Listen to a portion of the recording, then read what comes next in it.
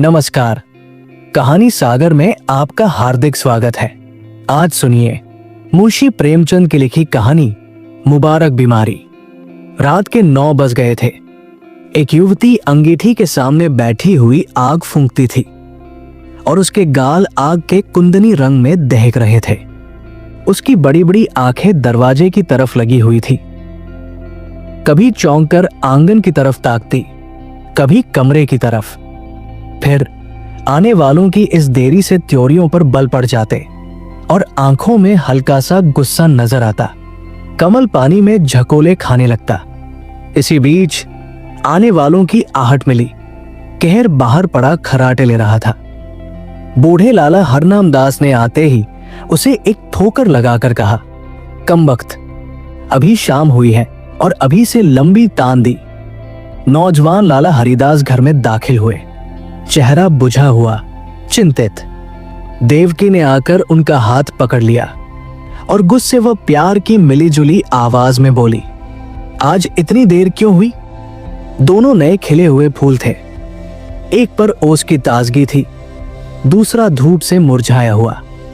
हरिदास, हाँ, आज देर हो गई। तुम यहां क्यों बैठी रही? देवकी, क्या करती? आग बुझी जाती थी, खाना न ठंडा हो जाता। हरिदास, तुम जरा से काम के लिए इतनी आग के सामने न बैठा करो। बाज आया गरम खाने से। देवकी, अच्छा, कपड़े तो उतारो। आज इतनी देर क्यों की? हरिदास, क्या बताओ? पिताजी ने ऐसा नाक में दम कर दिया है कि कुछ कहते नहीं बनता।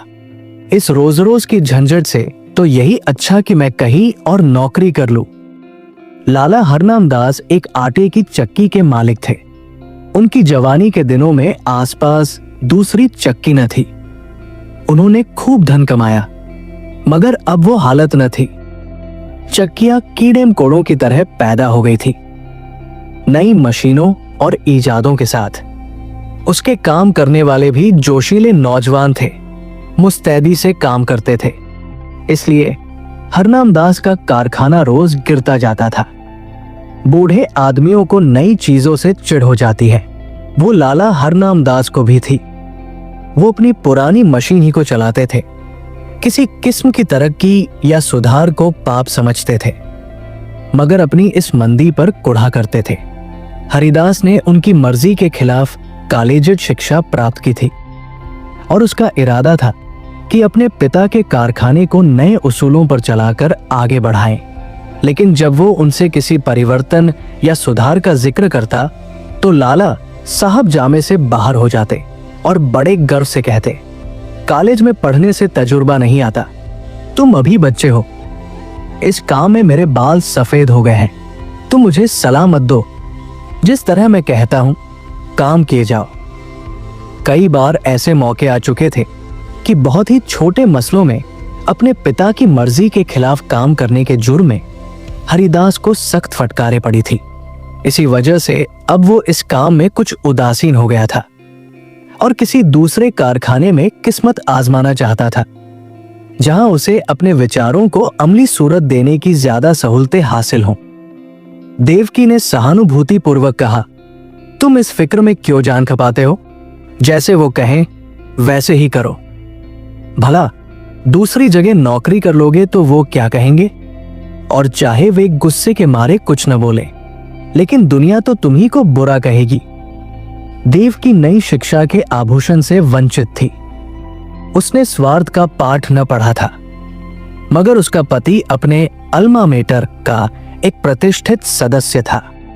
उसे अपनी योग्यता पर पूरा भरोसा था, उस पर नाम कमाने का जोश। इसलिए वो बूढ़े पिता के पुराने ढर्रे को देखकर धीरज खो बैठता था। अगर अपनी योग्यताओं के लाभप्रद उपयोग की कोशिश के लिए दुनिया उसे बुरा कहे तो उसकी परवाह न थी। झूझलाकर बोला, कुछ मैं अमृत की घड़ियां पीकर तो नहीं आया हूं कि सारी उम्र उनके मरने का इंतजार करूं। मूर्खों की अनुचित टीका टिप्पणियों के डर से क्या अपनी उम्र बर्बाद कर दूं? मैं अपने कुछ हमउम्रों को जानता हूं जो हरगिज मेरी सी योग्यता नहीं रखते, लेकिन वो मोटर पर हवा खाने निकलते हैं। बंगलों में रहते हैं और शान से जिंदगी बसर करते हैं, तो मैं क्यों हाथ पर हाथ रखे जिंदगी को अमर समझे बैठा रहूं। संतोष और निष्प्रियता का युग बीत गया है, ये संघर्ष का युग है। ये मैं जानता हूं कि पिता का आदर करना मेरा धर्म है, मगर सिद्धांतों के मामले में मैं उनसे क्या, किसी से भी नहीं दब सकता। इसी बीच कहार ने आकर कहा, लाला जी थाली मांगते हैं। लाला हरनामदास हिंदू रस्म रिवाज के बड़े पाबंद थे, मगर बुढ़ापे के कारण चौक के चक्कर से मुक्ति पा चुके थे। पहले कुछ दिनों तक जाड़ों में रात को पूरियां न हजम होती थी, इसलिए चपातियां ही अपनी बैठक में मंगा लिया करते थे। मजबूरी ने वो कराया था जो हुज्जत और दलील के काबू से बाहर था। हरिदास के लिए भी देवकी ने खाना निकाला। पहले तो वो हजरत बहुत दुखी नजर आते थे, लेकिन बघार की खुशबू ने खाने के लिए चाव पैदा कर दिया था। अक्सर हम अपनी आंख और नाक से हाजमे का काम लिया करते हैं। लाला हरनामदास रात को भले चंगे सोए, लेकिन अपने बेटे की गुस्ताखियां और कुछ अपने कारोबार की सुस्ती और मंदी उनकी आत्मा के लिए भयानक कष्ट का कारण हो गई। और चाहे इसी उद्विग्नता का असर हो, चाहे बुढ़ापे का, सुबह होने से पहले उन पर लकवे का हमला हो गया। जबान बंद हो गई और चेहरा ऐंठ गया। हरिदास डॉक्टर के पास दौड़ा। डॉक्टर आए, मरीज को देखा और बोले, डरने की कोई बात नहीं, सेहत होगी, मगर 3 महीने से कम न लगेंगे। चिंताओं के कारण ये हमला हुआ है, इसलिए कोशिश करनी चाहिए कि वो आराम से सोए, परेशान न हो, और जबान खुल जाने पर भी जहां तक मुमकिन हो बोलने से बचे। बेचारी देवकी बैठी रो रही थी। हरिदास ने आकर उसको सांत्वना दी और फिर डॉक्टर के यहां से दवा लाकर दी। थोड़ी देर में मरीज को होश आया। इधर उधर कुछ खोजती हुई सी निगाहों से देखा, जैसे कुछ कहना चाहते हो, और फिर इशारे से लिखने के लिए कागज मांगा। हरिदास ने कागज और पेंसिल रख दी तो बूढ़े लाला साहब ने हाथों को खूब संभाल कर लिखा, इंतजाम दीनानाथ के हाथ में रहे। ये शब्द हरिदास के हृदय में तीर की तरह लगे। अफसोस, अब भी मुझ पर भरोसा नहीं, यानी कि दीनानाथ मेरा मालिक होगा और मैं उसका गुलाम बनकर रहूंगा। ये नहीं होने का। कागज लिए देवकी के पास आए और बोले, लाला जी ने दीनानाथ को मैनेजर बनाया है, उन्हें मुझ पर इतना एतबार भी नहीं है, लेकिन मैं इस मौके को हाथ से न दूंगा।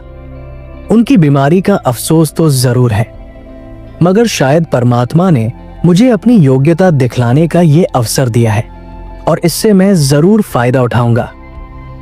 कारखाने के कर्मचारियों ने इस दुर्घटना की खबर सुनी तो बहुत घबराए। उनमें कई निकम्मे बेमसरफ आदमी भरे हुए थे जो सिर्फ खुशामद और चिकनी चुपड़ी बातों की रोटी खाते थे। मिस्त्री ने कई दूसरे कारखानों में मरम्मत का काम उठा लिया था। रोज किसी न किसी बहाने से खिसक जाता था। फायरमैन और मशीनमैन दिन को झूठ-मूठ चक्की की सफाई में काटते थे और रात के काम करके ओवर टाइम की मजदूरी लिया करते थे।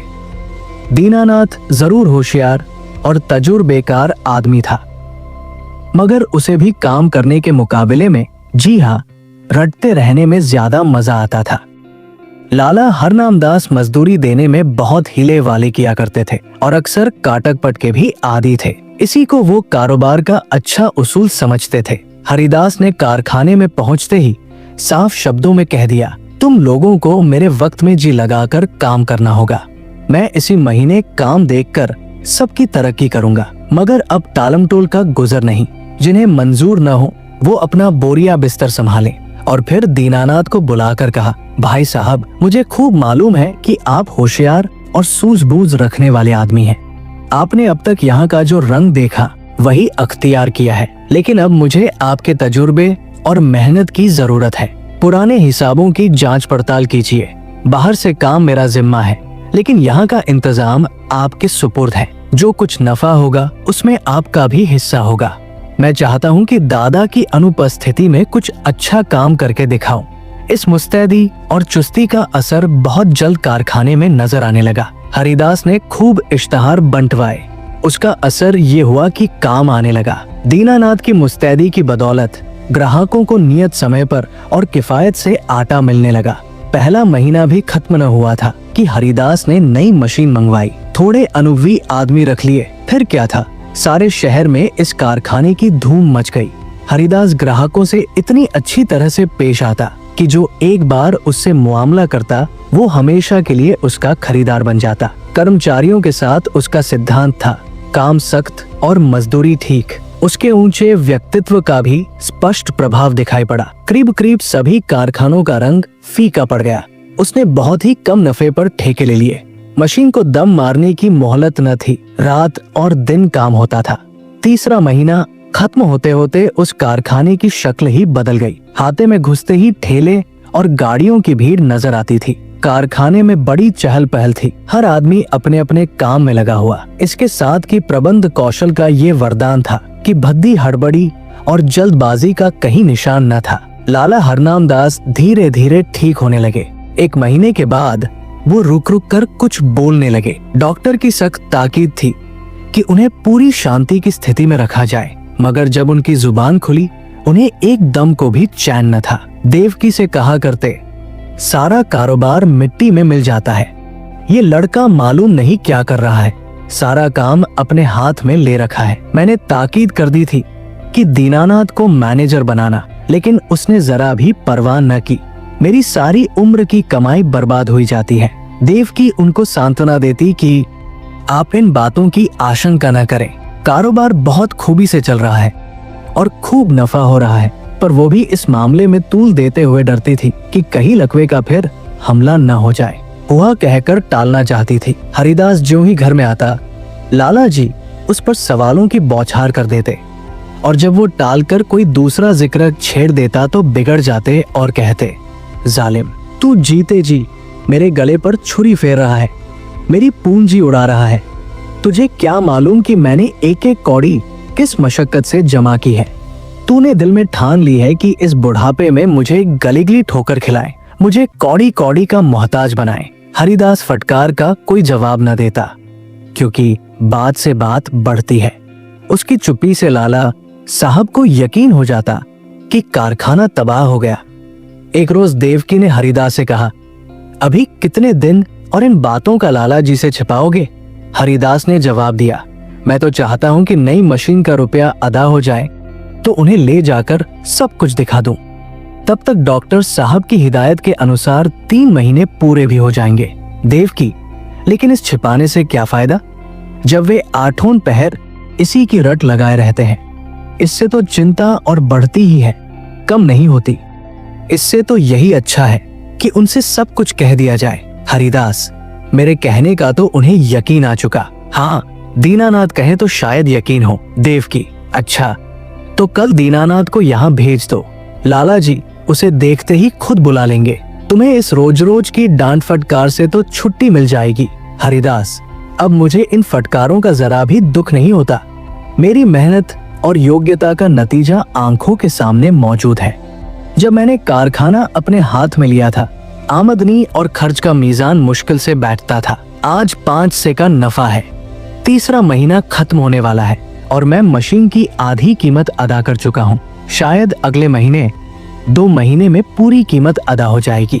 उस वक्त से कारखाने का खर्च तिगुने से ज्यादा है, लेकिन आमदनी पंचगुनी हो गई है। हजरत देखेंगे तो आंखें खुल जाएंगी। कहाँ हाथे में उल्लू बोलते थे, एक मेज पर बैठे आप ऊंघा करते थे, एक पर दीनानाथ कान कुरेदा करता था। मिस्त्री और फायरमैन ताश खेलते थे। बस 2-4 घंटे चक्की चल जाती थी। अब दम मारने की फुर्सत नहीं है। सारी जिंदगी में जो कुछ न कर सके वो मैंने 3 महीने में करके दिखा दिया। इसी तजुर्बे और कार्रवाई पर आपको इतना घमंड था। जितना काम वो 1 महीने में करते थे उतना मैं रोज कर डालता हूँ। देवकी ने भर्त्सनापूर्ण नेत्रों से देखकर कहा, अपने मुंह मियां मिट्ठू बनना कोई तुमसे सीखे। जिस तरह माँ अपने बेटे को हमेशा दुबला ही समझती है, उसी तरह बाप बेटे को हमेशा नादान समझा करता है। ये उनकी ममता है, बुरा मानने की बात नहीं है। हरिदास ने लज्जित होकर सिर झुका लिया। दूसरे रोज दीनानाथ उन्हें देखने के बहाने से लाला हरनाम दास की सेवा में उपस्थित हुआ। लाला जी उसे देखते ही तकिए के सहारे उठ बैठे और पागलों की तरह बेचैन होकर पूछा, क्यों, कारोबार सब तबाह हो गया कि अभी कुछ कसर बाकी है? तुम लोगों ने मुझे मुर्दा समझ लिया है, कभी बात तक न पूछी। कम से कम मुझे ऐसी उम्मीद न थी। बहू ने मेरी तीमारदारी न की होती तो मर ही गया होता। दीनानाथ, आपका कुशल मंगल रोज बाबू साहब से पूछ लिया करता था। आपने मेरे साथ जो नेकियां की हैं उन्हें मैं भूल नहीं सकता। मेरा एक एक रुआ आपका एहसानमंद है। मगर इस बीच काम ही कुछ ऐसा था कि हाजिर होने की मोहलत न मिली। हरनाम दास, खैर कारखाने का क्या हाल है? दीवाला होने में क्या कसर बाकी है? दीनानाथ ने ताज्जुब के साथ कहा, ये आपसे किसने कह दिया कि दीवाला होने वाला है? इस अरसे में कारोबार में जो तरक्की हुई है वो आप खुद अपनी आंखों से देख लेंगे। हरनाम दास व्यंग्य पूर्वक बोले, शायद तुम्हारे बाबू साहब ने तुम्हारी मनचाही तरक्की कर दी। अच्छा, अब स्वामी भक्ति छोड़ो और साफ बतलाओ।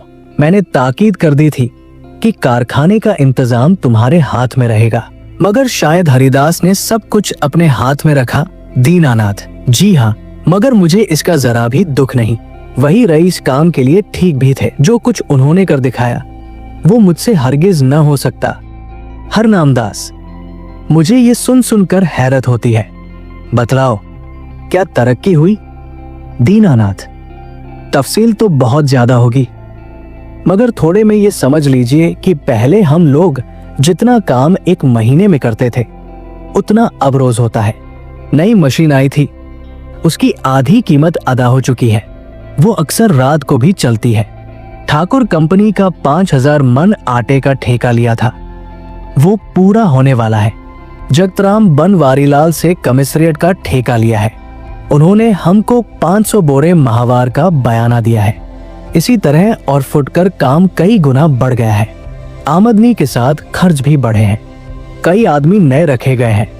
मुलाजिमों को मजदूरी के साथ कमीशन भी मिलता है, मगर खालिस नफा पहले के मुकाबले में चौगुने के करीब है। हरनाम दास ने बड़े ध्यान से ये बात सुनी। वो गौर से दीनानाथ के चेहरे की तरफ देख रहे थे। शायद उसके दिल में बैठकर सच्चाई की तह तक पहुंचना चाहते थे। संदेहपूर्ण स्वर में बोले, दीनानाथ, तुम कभी मुझसे झूठ नहीं बोलते थे, लेकिन तो भी मुझे इन बातों पर यकीन नहीं आता, और जब तक अपनी आंखों से देख न लूंगा यकीन न आएगा। दीनानाथ कुछ निराश होकर विदा हुआ। उसे आशा थी कि लाला साहब तरक्की और कारगुजारी की बात सुनते ही फूले न समाएंगे और मेरी मेहनत की दाद देंगे। उस बेचारे को ना मालूम था कि कुछ दिलों में संदेह की जड़ इतनी मजबूत होती है कि सबूत और दलील के हमले उस पर कुछ असर नहीं कर सकते। यहाँ तक कि वह अपनी आंख से देखने को भी धोखा या तिलिस्म समझता है। दीनानाथ के चले जाने के बाद लाला हरनाम दास कुछ देर तक गहरे विचार में डूबे रहे और फिर यकायक कहार से बग्घी मंगवाई। लाठी के सहारे बग्घी में आ बैठे और उसे अपने चक्की घर चलने का हुक्म दिया। दोपहर का वक्त था। कारखानों के मजदूर खाना खाने के लिए गोल के गोल भागे चले आते थे, मगर हरिदास के कारखाने में काम जारी था। बग्घी हाथे में दाखिल हुई। दोनों तरफ फूलों की कतारें नजर आई। माली क्यारियों में पानी दे रहा था। ठेले और गाड़ियों के मारे बग्घी को निकलने की जगह न मिलती थी। जिधर निगाह जाती थी सफाई और हरियाली नजर आती थी। हरिदास अपने मुहर्रिर को कुछ खतों का मसौदा लिखवा रहा था कि बूढ़े लालाजी लाठी टेकते हुए कारखाने में दाखिल हुए। हरिदास फौरन उठ खड़ा हुआ और उन्हें हाथों से सहारा देते हुए बोला, आपने कहला क्यों न भेजा कि मैं आना चाहता हूं? पालकी मंगवा देता, आपको बहुत तकलीफ हुई। ये कहकर उसने एक आराम कुर्सी बैठने के लिए खिसका दी। कारखाने के कर्मचारी दौड़े और उनके चारों तरफ बहुत अदब के साथ खड़े हो गए। हरनाम दास कुर्सी पर बैठ गए और बोरों के छत चूमने वाले ढेर पर नजर दौड़ाकर बोले, मालूम होता है दीनानाथ सच कहता था। मुझे यहाँ कई नई सूरतें नजर आती है। भला कितना काम रोज होता है? हरिदास, आजकल काम ज्यादा आ गया था, इसलिए कोई 500 मन रोजाना तैयार हो जाता है, लेकिन औसत 250 मन का रहेगा। मुझे नई मशीन की कीमत अदा करनी थी, इसलिए अक्सर रात को भी काम होता है। हरनामदास, कुछ कर्ज लेना पड़ा? हरिदास, एक कौड़ी नहीं, सिर्फ मशीन की आधी कीमत बाकी है। हरनामदास के चेहरे पर इत्मीनान का रंग नजर आया। संदेह ने विश्वास को जगह दी। प्यार भरी आंखों से लड़के की तरफ देखा और करुण स्वर में बोले, बेटा, मैंने तुम्हारे ऊपर बड़ा जुल्म किया, मुझे माफ करो। मुझे आदमियों की पहचान पर बड़ा घमंड था, लेकिन मुझे बहुत धोखा हुआ। मुझे अब से बहुत पहले इस काम से हाथ खींच लेना चाहिए था। मैंने तुम्हें बहुत नुकसान पहुंचाया। ये बीमारी बड़ी मुबारक है, जिसने तुम्हारी परख का मौका दिया और तुम्हें लियाकत दिखाने का। काश ये हमला 5 साल पहले ही हुआ होता। ईश्वर तुम्हें खुश रखे और हमेशा उन्नति दे। यही तुम्हारे बूढ़े बाप का आशीर्वाद है। आप सुन रहे थे मुंशी प्रेमचंद की लिखी कहानी मुबारक बीमारी।